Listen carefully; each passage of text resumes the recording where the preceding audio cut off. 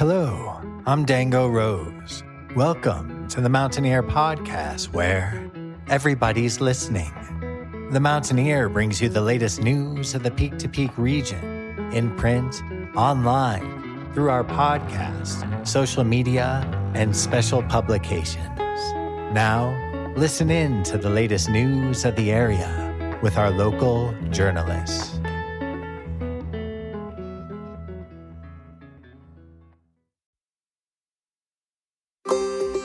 Hello, I'm Dango Rose, and this is the Mountaineer Podcast, where everybody's listening.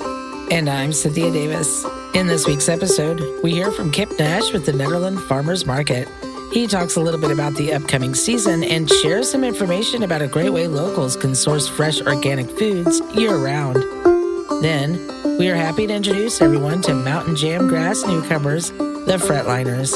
They are currently raising funds for their first album, while making quite a mark on our mountain music scene.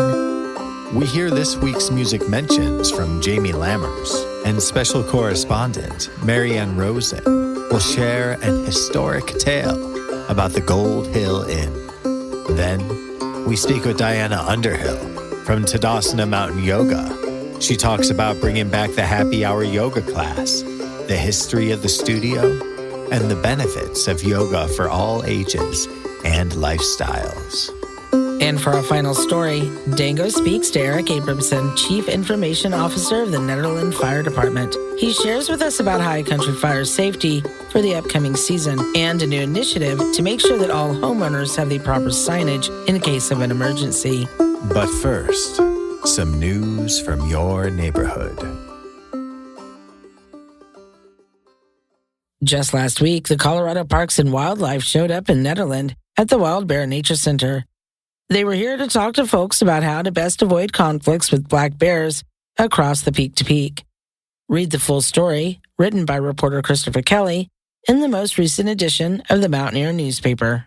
It may not feel like it, but summer is right around the corner, and so is the annual Nederland Town Cleanup. With everything going on in town, organizers want to get an early start with securing volunteers. This year's Big Clean has been scheduled for Saturday, June 3rd. Volunteers will be needed from 7:30 a.m. until 12 p.m.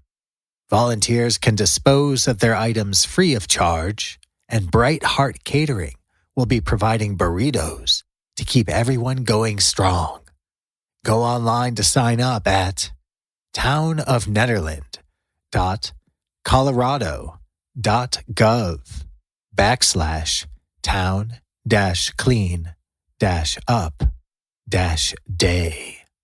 The town of Nederland is accepting applications for boards and commission vacancies that will be in June. If you want to help make Nederland a better place for everyone, consider joining one of the boards and get involved. Applications are due May 17th. Learn more about each board and download the application by visiting townofnederland.colorado.gov. Then follow the links to the Apply for a Board Vacancy page. Okay, everyone. This is the big one, the granddaddy of them all. The Sugarloaf Fire Department's annual giant garage sale. The sale will be happening Memorial Day weekend, May 26th through 28th, Friday through Sunday. Browse through the massive selection of fine goods and you'll find everything you need for yourself, your family, and your dog. Come and see as the entire fire station is transformed into a department store full of bargains. All proceeds from the sale go directly to support the Sugarloaf Fire Station number 2, located at 1360 Sugarloaf Road. You can also find the event listed on their Facebook page at SLFPD Garage Sale. Read more local news and feature stories in print and online at themountaineer.com. And that's it for this week's news briefs. If you have something to share, you can send requests for submission to info@themountaineer.com. As long as it meets our community standards, we'll be sure to include it in a future episode. Brightwood Music has been serving the Peak to Peak region and beyond since opening in 2008. The full-service music store offers new and used instruments and will even repair the ones you've got. Go ahead and check them out on Facebook at Brightwood Music. Brightwood Music is the best music store with altitude across the Peak to Peak.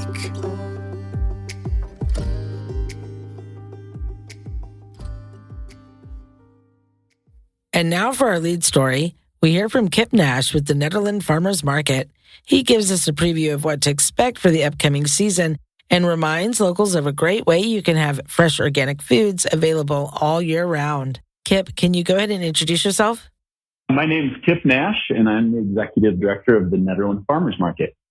And opening day for this year was on Mother's Day. So for anyone who may have missed it, when is the next market? Our next market is May 28th from 10 to 2 in town at 82nd Street and in between Salto and the main business district there. And go ahead and tell people what they can expect to be offered this year from sellers. Yeah, we really try to put together a complete farmers market experience for everybody. So we'll have probably between 35 and 45 vendors at each market, depending. And then in July, on July 23rd, and then again on October 1st, we have what we call festival-style markets. So July 23rd is our Party in the Peaks, is what we call it. And then on October 1st is the Harvest Fest. And so at those two markets, we have up to 80 vendors, between 70 and 80 vendors. We'll have more food trucks.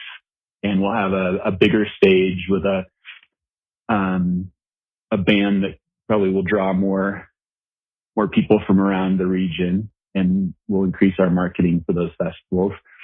For our regular markets, we have around, I would say probably an average of 40 vendors, and those include agriculture vendors. So these are direct agriculture producers. So they're growing vegetables, they're producing meats. We do have some dairy at the market, honey, flowers. We have a really wonderful flower farmer that comes up from the Longmont area. And so we have the agriculture producers, then we have prepared food vendors who are selling samosas, and we have a food truck or two generally at our regular market. We have pastries and things of that nature. And then we have our artisanal vendors that are producing jewelry and photographic art and pottery, things of that nature. So we try to really put together a really nice mix of different types of vendors so that we can serve the locals in the community who are coming down for food and to stock up on produce, locally produced products, fruit and vegetables, and the sort. And then we also have, I think, a little bit for tourists that are coming to town that want to pick up some art or just find some unique treasures. I think we have a little bit for everything, for everybody. We also hear that at every market there is music for people to shop along with. Can you go ahead and tell us who you have lined up for the season? So our musical artist for May 28th is Reservoir Fog. And I have not heard Reservoir Fog play yet, but they come highly recommended. And we always, in my opinion, do a really wonderful job. In fact, I think music is one of the defining aspects of our market up here. We have such a great community of musicians, and they all love showing up and playing for the community. And I think the community reciprocates that. It's just a really special aspect of our market. Coming up this summer, we have Kutandara, which is a marimba band from Boulder who came last fall and people love. Eric Stone is a mainstay of the community. He'll be playing in June. Gratefully acoustic duo, Stellar Jays. We have some really, really fantastic music. In addition to Bambashe, who's our African drum band, who comes and plays there the longest outstanding musical act to play our market. They've been with us every year. People always really enjoy the atmosphere that they create. So really excited for all the music this summer as well. And so, yeah, that's what I got. Come on down and enjoy the market. So are there any vendor spots available? We're still accepting vendors, particularly for our festival markets. Like I said, that's July 23rd and October 1st. We have some room still there. And then, we always have some cancellations throughout the season and some spots opening up for people who might have signed up for a date, but then realize they can't make it. So we're accepting applications throughout the season. We are quite full, which is really promising. People have a lot of interest in participating in our market as vendors. I've had a lot of vendors over the years tell me this is their favorite market because it's just such a nice atmosphere and environment. It's really laid back. They enjoy the customers. So it's an attractive market for vendors. And so therefore we're quite full, but like I said, we're still accepting applications and probably will throughout the season. And how would someone sign up for that? Best way is to go to our website, which is nederlandfarmersmarket.org. And there's a vendors tab on there that will take you to our application and our rules and regulations and all the stuff that vendors would want to know. And you can apply right there online, and our market manager will get back and we can have the conversation. And Kipp, you had something else you wanted to share before we wrap up. Yeah, I'd love to talk a little bit about our local food share program. So the Nederland Farmers Market, this is going to be our 8th season. And we started off as just a little group of 4 or 5 vendors over at Gercio Field back in 2016. And now we've grown to the point where, like I said, we have between 40 and 45 vendors at each market. We started off with just 4 markets per year. And a couple of years ago, actually, I think it was 4 or 5 years ago, we started doing a market every other week between Mother's Day and the first Sunday in October. And then 3 years ago, in 2020, during the pandemic, we added what's called a local food share program. We used to call it our produce boxes, but now it's called the local food share program. And so this is a way for people to participate in buying locally produced fruit and vegetables and meats and dairy products and eggs, also on the off weeks when we don't have a physical market. So every week that we don't actually have a physical farmers market, and for that matter, including the weeks when we have physical farmers market, so pretty much every week, you can go online. You can get to our online store through our website, which I said earlier is nederlandfarmersmarket.org. And there's a link on there to get to our online store where you can buy what's essentially like a CSA share or a community supported agriculture share of locally produced fruits and vegetables. Well, generally it's vegetables, but there's some fruits added in as fruits start coming in the season. And so this is a $30 box, and each week it is unique and customized to what's in season and what's freshest and ready to go. And so that's $30. And then you can also add on, we carry eggs, we carry dairy products, whole milk from Five Freedoms Dairy, eggs from Miller Farms. We have pork products from Buckner Family Farm. We have beef from Woody over at Magnolia Grass-Fed, salmon from Jake at Epic Seafoods. Jake fishes up in Alaska and then brings his products down here to Nederland, where he lives on and off depending on the year. But he's been a Nederland resident recently, and sounds like might be coming back. We'll see. Anyway, there's a whole bunch of really wonderful products on there. We have honey, we have popcorn, we have locally produced dry beans.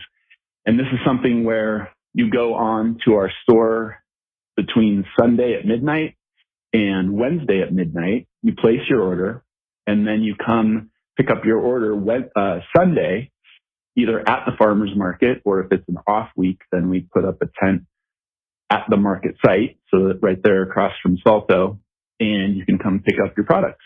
So it's a really wonderful way for people to participate in the farmers market, access fresh, locally produced food, support local agriculture every week, including weeks that we don't have farmers markets. Thank you, Kipp. We always hear such great things about the market, and so many people look forward to it. We'll be sure to include some useful links in our show notes for anyone needing more information about the market or the food share program. You have exactly what you need. You can give it all away. There is exactly enough time to find the next best step. Now we go to correspondent Jamie Lammers, who will be delivering this week's Music Mentions. And now for this week's Music Mentions. Head to Busey Brews, located at 70 East 1st Street in Nederland on Sunday, May 21st at 2 p.m. to see Troy Yannel performing live. Head to the Canyon Tavern, located at 32138 Highway 72 in Coal Creek Canyon on Friday, May 19th at 6 p.m. to see a karaoke night, and on Saturday, May 20th at 6 p.m. to see Neil Z performing live. Head to the Caribou Room, located at 55 Indian Peaks Drive in Nederland, to see the Roots and Culture Tour on Friday, May 19th. Doors open and dinner starts at 7 p.m. and the show starts at 8 p.m. Every Thursday at 7 p.m., the Covered Wagon hosts a karaoke night. Be sure to head to 15 East 1st Street in Nederland to check it out for yourself. Head to the Gold Hill Inn, located at 401 Main Street in Gold Hill on Friday, May 19th at 8 p.m. to see the Fretliners performing live, on Saturday, May 20th at 7 p.m. to see Dan McCorrison performing live, and on Sunday, May 21st at 6 p.m. to see Montana Sand performing live. Head to the Jamestown Mercantile, located at 108 Main Street in Jamestown on Friday, May 19th at 7 p.m. to see Stellar J Jazz performing live, and on Sunday, May 21st at 12:15 p.m. to see Jackson Maloney performing live. Head to Knotted Root Brewing, located at 250 North Caribou Street in Nederland on Friday, May 19th at 5 p.m. to see PJ Moon performing live. Head to the Millsite Inn, located at 44365 Highway 72 in Ward on Friday, May 19th at 8 p.m. to see Mike from Ward performing live, and on Saturday, May 20th at 8 p.m. to see Many Mountains performing live. You can also head there every Saturday at 6 p.m. for an open jam. And finally, head to the Very Nice Brewing Company, located at 20 East Lakeview Drive, number 112 in Nederland on Friday, May 19th at 6 p.m. to see Stone Hall performing live, and on Saturday, May 20th at 5 p.m. to see Adam Hunt performing live. Did we miss you or your performances? Want to submit your music listing in the Peak to Peak area? Do you have updates to your business or to your performances? Please call 303-810-5409 or email info@themountaineer.com to be included in the next print edition or the next podcast of The Mountain Ear.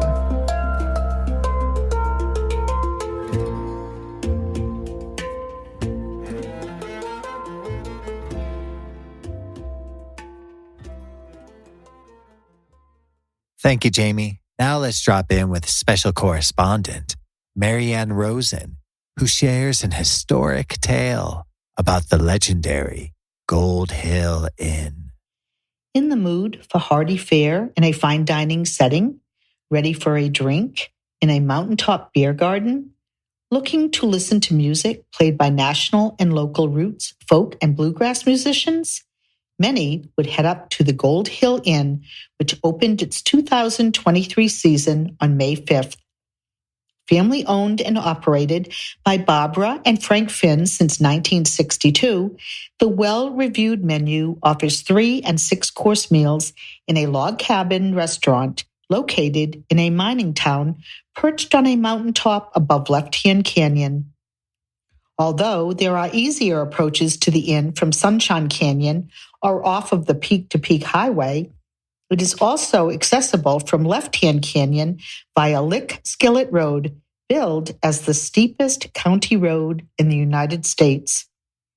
In the summer, doors are open to the mountain air. Coziness and warmth are provided in spring and fall by a fireplace and pot-bellied stove. The inn is open from May to December, as the roads in winter are very often snowy and not easily traversed.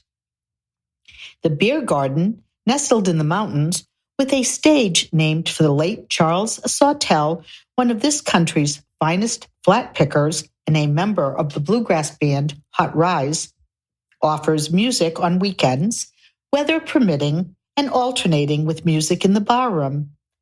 The next musicians coming up are the bluegrass Americana band, the Fretliners, on May 19th. Although only 10 miles from Boulder, the inn's location and ambiance feel very different from that of the city. Located next door to the Gold Hill Inn, the Bluebird Lodge can be rented for small group functions and retreats. When visiting the Gold Hill Inn, though, perhaps its history is what is extremely interesting. To begin that story, one needs to start with the town of Gold Hill's origins. In 1859, gold prospectors began panning the waters up 4 Mile Creek or Gold Run, and as they came upon the land, currently the town site of Gold Hill, they discovered proof that mining here would be successful. It is estimated that $100,000 of gold was mined in 1 year in 1859 terms. Miners began building shacks and houses, then added a school, store, and boarding house. Originally, it was built on the flats of Horsefell Hill with very little planning. With its lack of water and unfavorable winds, it was a hostile place to live. In 1860, a forest fire raged through the town, and those who remained rebuilt on the current site of Gold Hill. This was and is a high-altitude, 8,300 feet above sea level, town with a strong sense of community and a history of music, plays, and volunteering. In 1872, the Wentworth Hotel was built in order to attract tourists. Clarence Darrow and the writer Eugene Fields were guests here, with Fields penning a couple of poems about Gold Hill.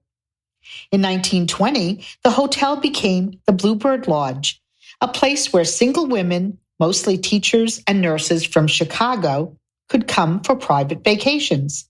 It was run by the Holiday House Association of Chicago by a Mrs. Sherwood, whose mentor was Jane Addams of Hull House. The location became so popular that in 1924, a dining hall was added.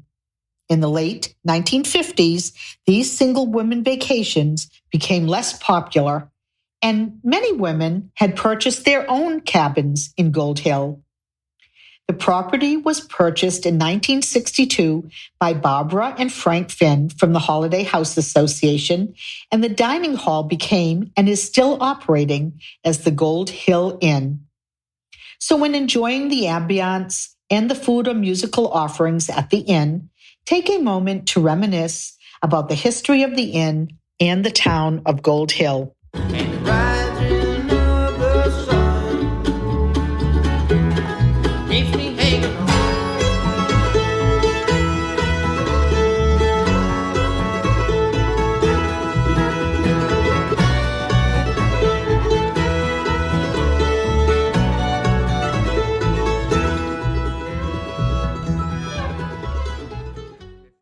And that was the Fretliners playing Dreaming of the Dawn.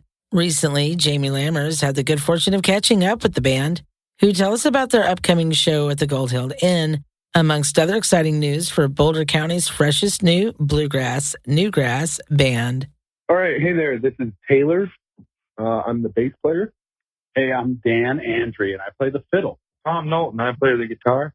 And Sam Parks, I play the mandolin. With our powers combined, we're a band called the Fretliners. We are playing at Gold Hill Inn next Friday. And depending on when this airs, it's this Friday, May 19th. So pumped for that one. We love the Gold Hill Inn. We've been playing there a while, all individually, and now we played there back in, what was that, November last year? Or December, I believe. It's good to meet you guys. How did you all start playing together?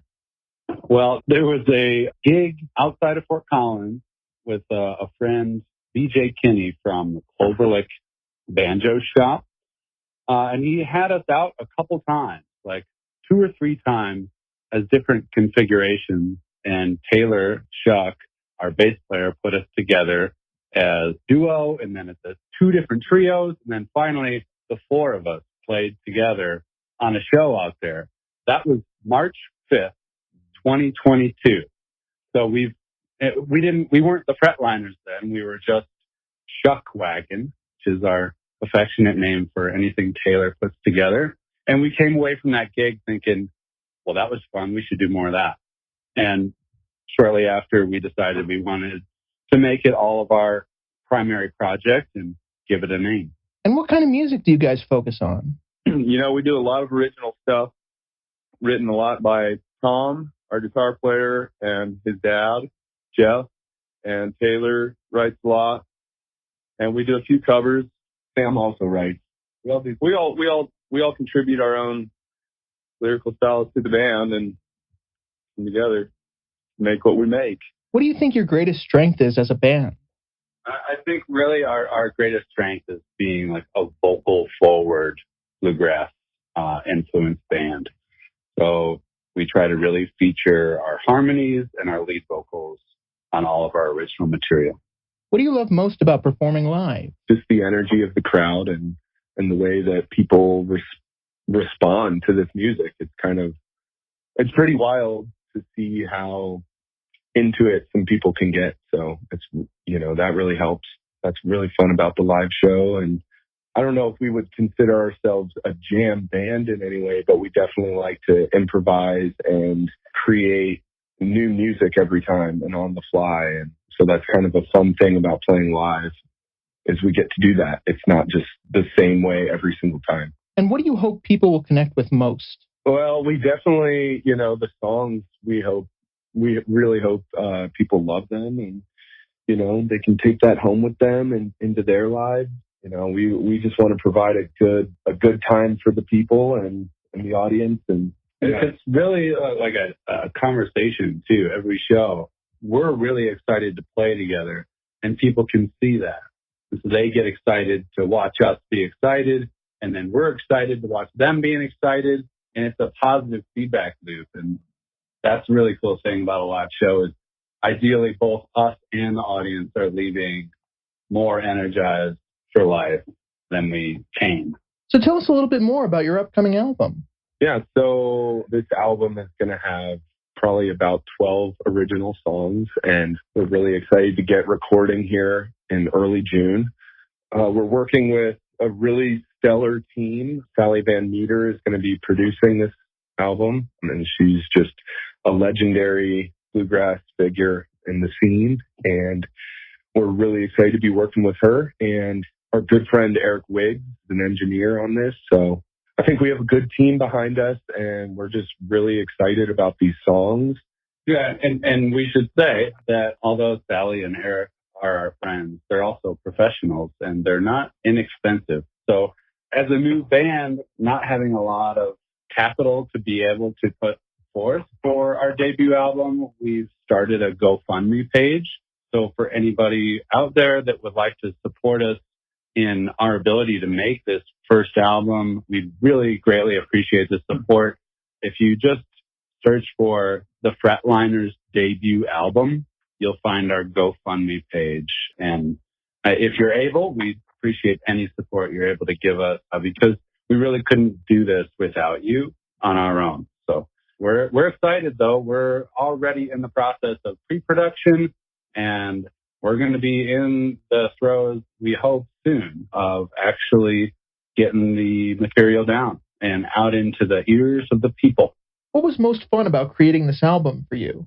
I think every time we bring a new song to the table, it's really fun to see how this band is going to respond to it.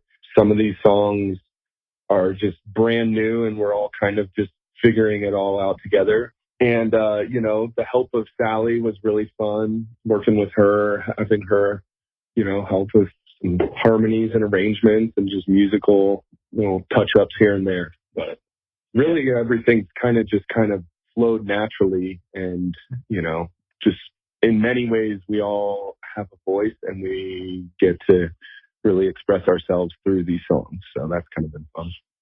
And the album is kind of a natural extension of us playing together already.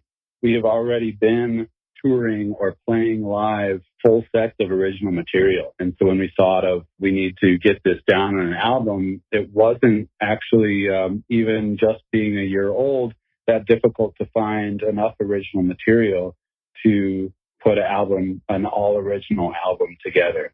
And a lot of that is due to our guitar player, Tom Moulton's songwriting. And it's just, we're really confident and excited about our material. And we want to get the best representation of it down on a record so that people can be excited about it as we are.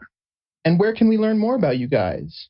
You can find anywhere we're playing on fretliners.com, any social media, Instagram and Facebook specifically. We've got all our stuff up there.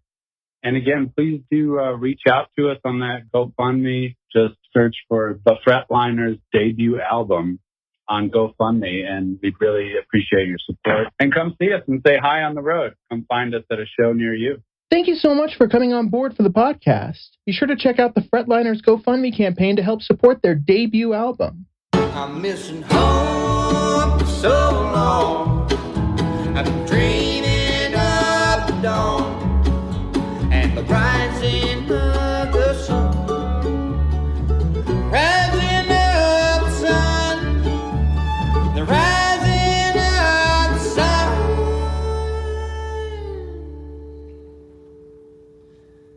Keeps me hanging on.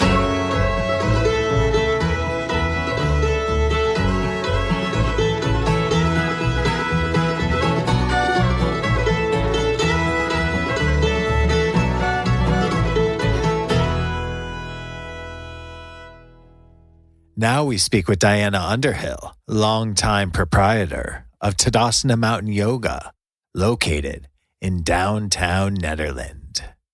Hi, Diana. Would you like to start by introducing yourself to our listeners? My name is Diana Underhill, and my business is Tadasana Mountain Yoga.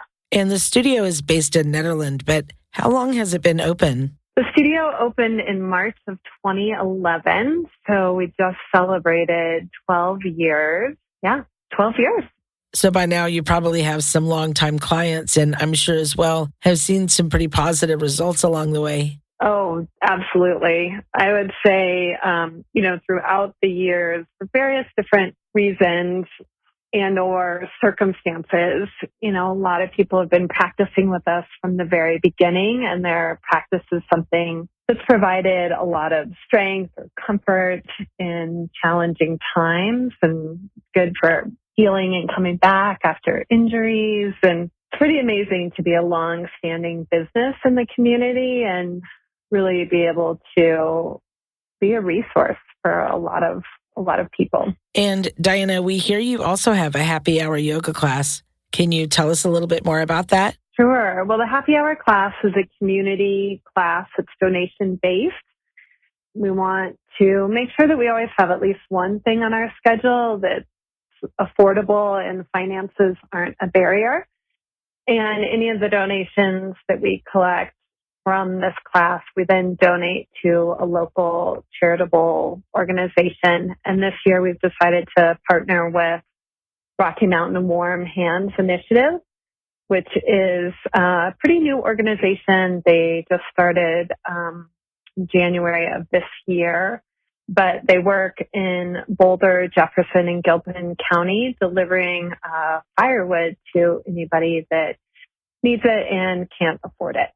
So this class has been going on for a while now. The happy hour class is something that we had prior to COVID. So each year we have partnered with a different organization. I guess maybe we didn't start with it in the very beginning. I can't remember when we started, but generally we're able to donate anywhere between $250 to, I think our biggest year was around $700. And we've worked with Wild Bear and the Nederland area seniors and the community closet, or rather the food pantry. So a couple different organizations throughout the years, and finally feel like we've sort of stabilized a little bit after COVID, and we're able to bring the happy hour class back. Diana, sometimes people are apprehensive about starting yoga. but really anyone can practice it at any level. Do you agree? Oh, absolutely. Yoga is a practice that really meets you where you are. And I think sometimes, there's a little bit of misconception because we see images where people are always fit or they're in some crazy pretzel shape. But that's ultimately not what yoga is about. It really is the connection of mind, body, and spirit or soul, whatever that means for you, and finding a little bit of peace and harmony in your own life. And tell us how people can find out more about the studio and available classes. Yeah, absolutely. They can find us on our website, which is Tadasana Mountain Yoga.com. We also have our own app, which is a great way to register for our classes and stay in touch, or they can follow us on Instagram as well. Of course, just pop into the studio. Thank you, Diana. The studio has obviously found its home in Nederland by offering such a great service. If you want to know more about the happy hour, we included a link in our show notes. Okay, folks, it's the Bizarre Cat Bazaar call to action for vendors, artists, musicians, and merrymakers. If you want to be a part of this exciting new event taking place in the heart of Nederland, go to thebizarrecatbazaar.com. That's with both bazaars, a cat in the middle and a .com.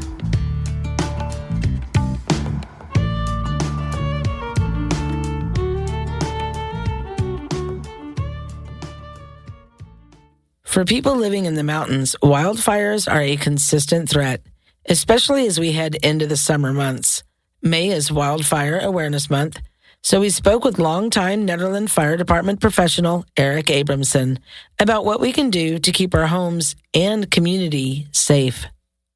All right, we're honored to have Eric Abranson with us on the podcast today. Eric is a longtime Nederland resident and member of the fire department. Eric, could you go ahead and introduce yourself for us? Sure. I'm Eric, and yes, indeed, I have been on the fire department quite a long time. Proud to say I've been a volunteer here for about 28 years. It's been a big part of my life in the community, and we've been proud to serve, So what is your current function in the command staff at the Nederland Fire Department? My current function within the command staff is the public information officer, which is something I also do on wildfire. And that job entails not only collecting information, visuals, and then really communicating those to the public, whether that's in person or through social media or through video, through our relationships with the press. I'm sure some of you probably have seen one or two of us on the evening news once in a while, and that's usually something that I coordinate for the department. Awesome, Eric. So this is Wildfire Awareness Month. What does that mean to you and all the folks over at the fire department? Well, FEMA is one of our great big national or federal agencies that responds to emergencies, and I get to work with them quite a bit. They make May Wildfire Awareness Month. I tell people a lot that, you really need to be prepared for an emergency all year round. And so, yes, it is good to start thinking about it. We are, we're not quite into our season, so to speak, up here. The potential for burning a large fire is pretty slim with the conditions right now. We have snow on the ground. It's pretty moist. The temperatures are staying fairly cool at night. But that can change really quickly, as we all know, and wind is a big driving factor in our area especially. So we're getting prepared now. Our trucks are getting worked on. We're sharpening tools. We're retraining our folks now. They do their annual refreshers this month. So for us, it is kind of getting ready for the quote-unquote season. Although personally, in my career here, I've fought fire, some sort of wildfire, every month in the calendar year, twice around. So as we all know, especially in the last couple of years, especially lower, like the Marshall Fire and Carr Fire, we can have fires here year round. And Eric, as it stands right now, what are some of the initiatives that the Nederland Fire Department is working on so that folks can be more prepared in case there is a wildfire? Currently, we have a couple things going. We're always encouraging to mitigate at your property. We really, really encourage all of our homeowners, especially outside of town, to reach out to Wildfire Partners. And that's an organization in the county that helps do assessments. They come and really check out what you need to do, give you advice. So that's number one. That's an ongoing thing. The more mitigation we can do and the more hardening of our structures, as we like to say, making our homes a little more fire resistant, the less homes we're going to lose. And Eric, what else can we do to make sure our homes are more protected? Is there anything else the fire department recommends at this time? Hey, so one of the campaigns we're working on this year is on better signage for our community. I can personally tell you that it's horrific when we are responding to a medical call and we have difficulty finding the home. So what we're really after is making sure that at every junction on the way to your home, every intersection to your mountain road, we know which way to go. If you live on a major road, we want to be able to see that number from both sides of the road because you never know which direction we may be coming from. And so I really challenge everyone to ask themselves, when they drive home tonight, could they find the home in the dark, not knowing where the house is or the roads, just by the numbers pointing you in the right direction? And if the answer is no, that's when it gets into a situation that is really hard on my crew. And so with that, you may have seen green and white reflective signs in neighborhoods. There were programs in the county that they would provide one of those to you, but we're going to really task the community with improving their signage, and we're going to make it easy for you. So right now we're still working on some of the details on where to order, what we're looking for. And we even as a fire department, if you need assistance putting it up for whatever reason, we'll come and help you put it up in the proper place. And that's really what we're working on. But again, I want to circle back to preparedness. You know, we are getting to a place where we may ask you one day through the emergency system to leave, get out of your house. Do you already have a plan to get out? What are you taking with you? What's important? What isn't? And so there's a lot of information online on what to recommend for go bags and, you know, documents to preserve and maybe backing them up online somewhere as well. And I'll leave that to your own research. But we really, really want people to be ready. And what we tell people a lot is for us, and it's true for you too, that when we train and we have a plan, we can deviate from that plan, but at least we have a place, we have a direction to go. We don't have to think about what to do next. And that's how firefighting is. And that's how we want you to be at home too. And Eric, you know, circling back to the signage, it really is so important because seconds matter, minutes matter. If you can't find the property, it can make all the difference. Just 30 seconds even. You know, 2 to 3 minutes can honestly be a lifetime. Yeah, absolutely. Especially like if you consider like a cardiac emergency, someone's having a heart attack. The quicker we can get care started, the better outcomes there are. The data bears that out. And so the most recent addressing problem was a gentleman who had a heart attack. And in this case, it was hard to find the home. In this particular case, he had been down for quite a bit of time. So it was stressful on us. I don't think his outcome was improved by us being delayed a bit, but it does happen. And so we really want to have those situations not happen. So yes, a cardiac emergency, seconds do count. And the quicker I can get a paramedic there to assess the situation, get the system going, get drugs on board that are needed for that kind of emergency, the better outcomes we're going to have on the back end. You know, Eric, in terms of preparation, you mentioned the go bag. Is there anything else people can do to be more prepared at this time? Yeah, I think there's a couple points you want to hit. You know, we call it a go bag, which is the essentials, some clothing, toiletries, medications that you have that you need daily, right? Things you may not be able to get for a few days. The second component to that is personal effects like records. And that's a difficult thing because do you want to carry a giant safe of stuff out of your house? No, probably not. Fire safes are pretty effective. You know, the more expensive, obviously, the better protection they are. But yeah, you know, documents that can't be replaced, birth certificates, maybe a collection of photographs in an album that's very precious to you, things like that are irreplaceable. You know, a computer, you can replace that. Hopefully you have some sort of online backup for that, but maybe it is your laptop that's important to you. You know, there's things like that. You know, I think those are the components. And so I did want to answer with another thing that I want to encourage people to really sign up through the Boulder Office of Emergency Management. So if you search online for Boulder OEM, you'll find the home site that is our county agency to help with evacuations. There's a lot of good information there on all these topics. And you can also sign up for notifications through cell phones, you know, for your whole family. So people know when there's an incident happening near your home. People know when they're getting a warning to evacuate, and then they're getting an order to evacuate. And so we use that type of system now to notify people. And can you tell us a little bit about the different evacuation levels? Well, the evacuation levels are there. I find them to be a little confusing, honestly. So yeah, I can clear it up for you. So we have 3 levels that we're using in the county. The first is an alert. And an alert means that there is something happening in your community you might want to be aware of. But it's just to be aware that maybe things could change. But at this point, it's just an alert. And then the second is a warning. And when you get a warning, it's time to think about an evacuation plan. Now, this is a time when I want people that have extra needs. Maybe they're older. Maybe they're in a wheelchair. Maybe they don't drive. Maybe they have other medical concerns. Maybe they have some large farm animals, right? Or pets. When you get a warning, it's time to either start your evacuation process and planning what you're going to have to do, or really evacuate because you need extra time. And the third is the more serious, which is an order. Now, in the state of Colorado, you can choose to stay at your home, but there's a point where we will not come rescue you. And so we really consider the order to be your final notice that you really need to get out of the way.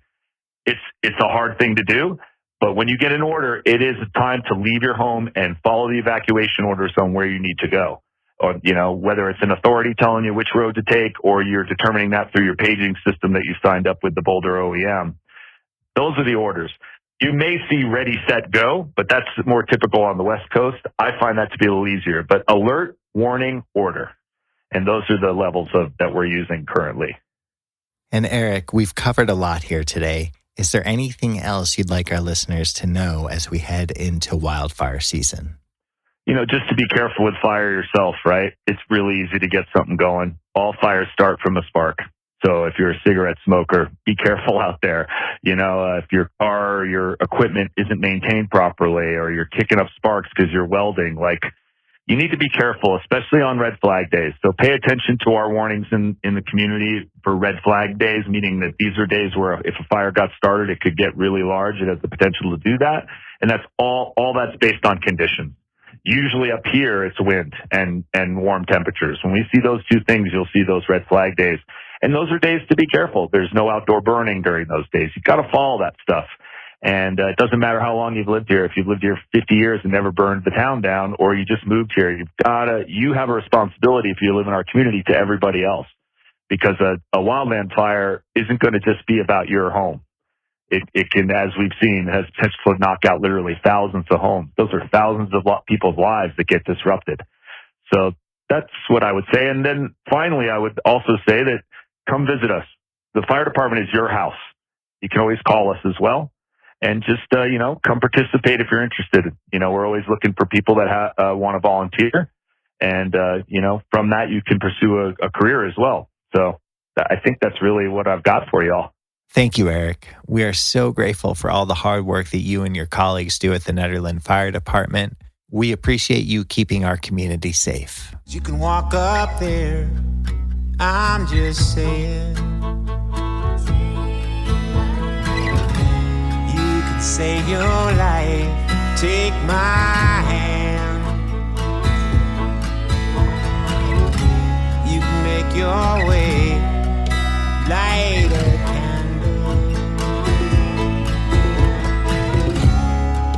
Love yourself, don't stop trying. That concludes this week's episode of the Mountain Air Podcast, where everybody's listening. Visit our website at www.themountaineer.com to read more information about today's guests.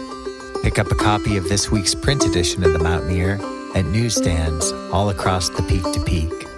I'm Dango Rose. And I'm Cynthia Davis. Thank you for listening.